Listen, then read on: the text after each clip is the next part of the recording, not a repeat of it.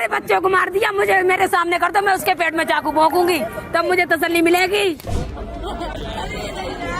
एक 17 साल का बच्चा जो 11वीं क्लास में पढ़ता था, जिसकी आंखों में अपने पूरे परिवार के सपने थे, जो अपनी मेहनत करने वाली माँ का सहारा बनने वाला था, वो आज इस दुनिया में नहीं है।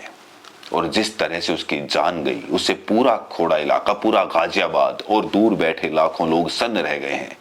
आज की इस खबर में मैं आपके सामने वो सब रखूंगा जो अब तक पुलिस ने, परिवार ने और चश्मदीदों ने बताया है, और साथ ही वो भी बताऊंगा कि हम सबको इस मामले से क्या सीखना चाहिए। ये कोई कहानी नहीं है, ये एक माँ की असली पुकार है।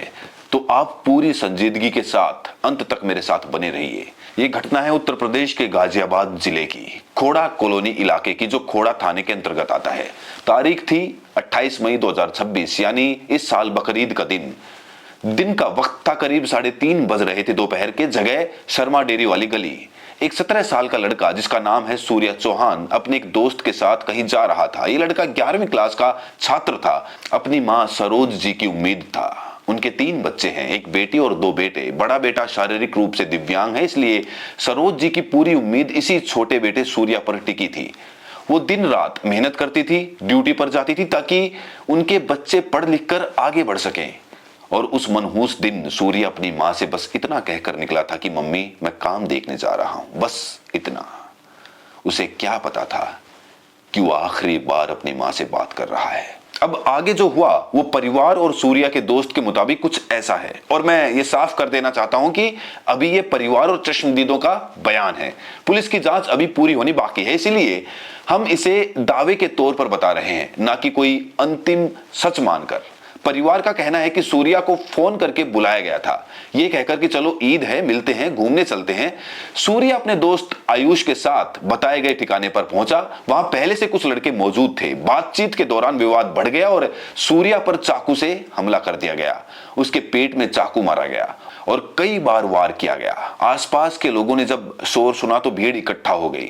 सूर्या के दोस्त आयुष ने जैसे तैसे अपनी जान बचाई, फिर वापस लौटकर भीड़ की मदद से सूर्या को अस्पताल पहुंचाया, लेकिन हालत बहुत ज्यादा गंभीर थी। सूर्या को अस्पताल ले जाया गया और परिवार को रात तकरीबन 3:30 बजे फोन के जरिए ये दर्दनाक खबर मिली। सूर्या की बहन ने बताया कि उन्हें कॉल आया था कि उनके भाई पर चाकू से हमला हुआ है, अस्पताल आ जाइए। मां सरोज ड्यूटी पर थी, उन्हें भी पड़ोसियों ने फोन करके बुलाया। जब वो अस्पताल पहुंची तब उन्होंने आखिरी बार अपने बेटे का चेहरा देखा। डॉक्टरों ने पूरी कोशिश की, लेकिन घाव बहुत गहरे थे। अगले दिन यानी 29 मई को इलाज के दौरान सूर्या की मौत हो गई। एक माँ की आंखों के सामने उनका बेटा हमेशा के लिए दूर हो गया। अब इस माँ के दर्द को शब्दों में बयान करना मुश्किल है। टीवी कैमरों के सामने जब वो बोली तो उनकी आवाज कांप रही थी, आंखों से आंसू बह रहे थे। उन्होंने कहा कि वो अपनी ड्यूटी कर रही थी। उनके बच्चे ने आखिरी बात बस इतनी कही थी कि मैं काम देखने जा रहा हूं। उन्होंने ये भी कहा कि उनका बेटा उनकी जिंदगी का सहारा था। अब वो किसके सहारे आगे की जिंदगी काटेगी? मिली थी 7 बजे, मैं ड्यूटी गई थी भैया। क्या कहकर निकला था? मेरे से बोला था मैं काम देखने जा रहा हूँ मम्मी। दोस्त थे, दोस्त दुश्मन बन गए।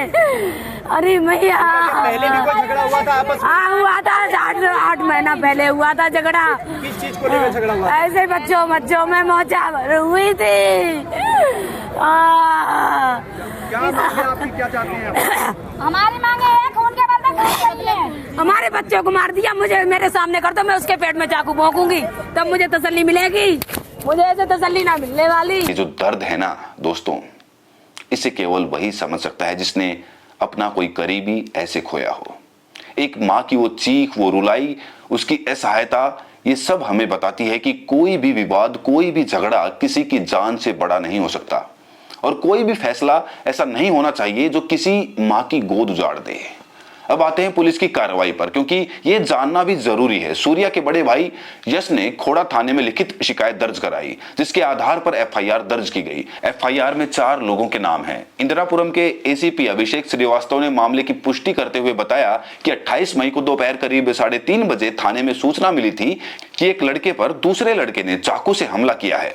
पुलिस तुरंत मौके पर पहुंची, घायल को अस्पताल पहुंचाया गया और शिकायत के आधार पर मामला दर्ज किया गया। आरोपियों की तलाश के लिए कई टीमें बनाई गई और अब तक जांच में पुलिस ने 4 आरोपियों में से 3 को गिरफ्तार कर लिया है।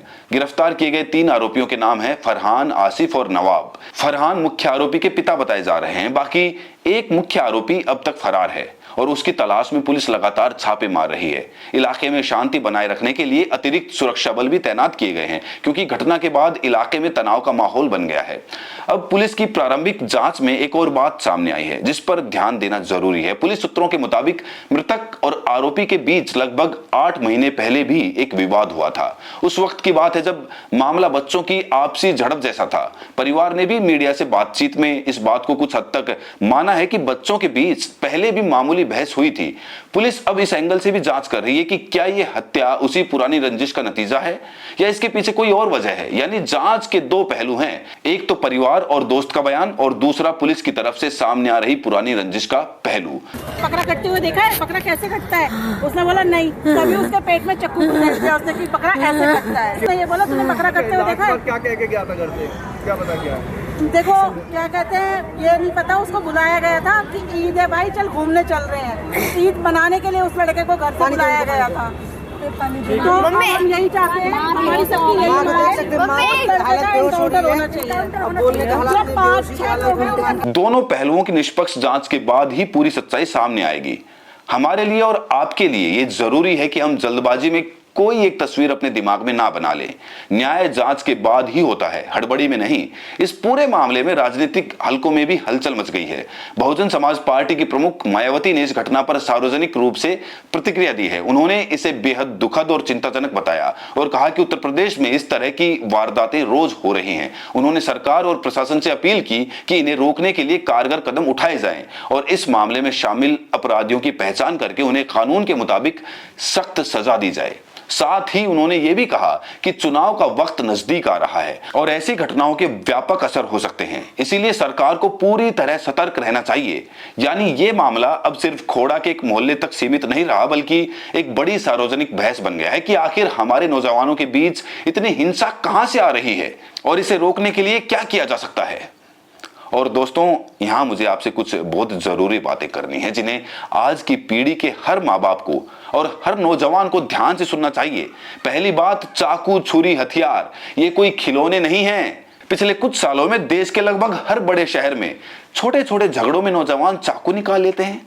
बात जबान से शुरू होती है, हाथापाई तक पहुंचती है और एक झटके में एक जिंदगी खत्म हो जाती है। जरा सोचिए, 8 महीने पहले बच्चों की मामूली बहस और आज एक मां का बेटा कब्र में है।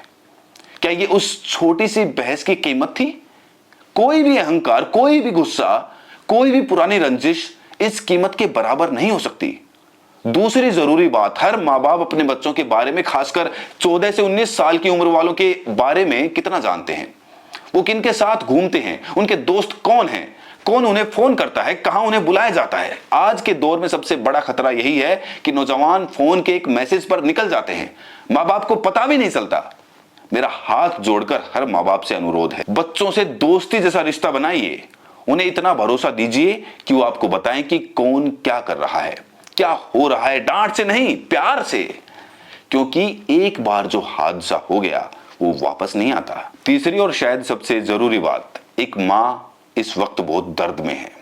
टीवी पर उन्होंने बहुत कड़े शब्दों में अपना गुस्सा निकाला। ये कहा कि उन्हें न्याय चाहिए, ये कहा कि पुलिस तेजी से काम नहीं कर रही, ये कहा कि उनका दिल ठंडा कैसे होगा।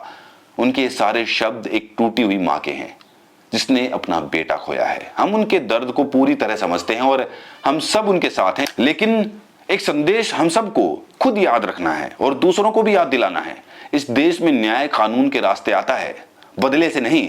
अगर हर दुखी इंसान खुद कानून अपने हाथ में लेने लगे तो हमारे समाज में अराजकता फैल जाएगी। पुलिस अपना काम कर रही है, 3 गिरफ्तार हो चुके हैं, 4थे की तलाश है। हमें भरोसा रखना होगा कि अदालत में मुकदमा चलेगा, सबूत पेश होंगे और जो दोषी होगा उसे संविधान और कानून के मुताबिक पूरी सजा मिलेगी। और इसी से जुड़ी एक चौथी बात जो बहुत संवेदनशील है लेकिन कहना जरूरी है। हमारा देश एक बहुत बड़ा देश है, यहाँ अलग अलग धर्म, अलग अलग समुदाय सदियों से एक साथ रहते आए हैं। जब भी कोई ऐसी दुखद घटना होती है तो कुछ लोग, चाहे वो किसी भी तरफ के हों, उसे एक खास रंग देने की कोशिश करते हैं। कोई इसे एक पूरे समुदाय के खिलाफ इस्तेमाल करना चाहता है और कोई इसे दूसरे रंग में रंगना चाहता है। मेरी आप सबसे विनय अपील है, किसी एक अपराध को पूरे समुदाय का अपराध मत बनाइए। अपराध करने वाला अपराधी है। उसके धर्म, उसके जाति, उसके मोहल्ले की कोई गलती नहीं है। उसी मोहल्ले में, उसी समुदाय में हजारों अच्छे लोग रहते हैं। अगर हम हर बार ऐसी घटनाओं को धर्म से जोड़ने लगेंगे तो हम अपराधी को सजा देने के बजाय अपने ही पड़ोसियों को दुश्मन बना लेंगे और अपने ही समाज को कमजोर कर लेंगे। दुख दोनों तरफ है। एक तरफ सूर्या की मां का दर्द, दूसरी तरफ गिरफ्तार किए गए लोगों के परिवारों का इंतजार।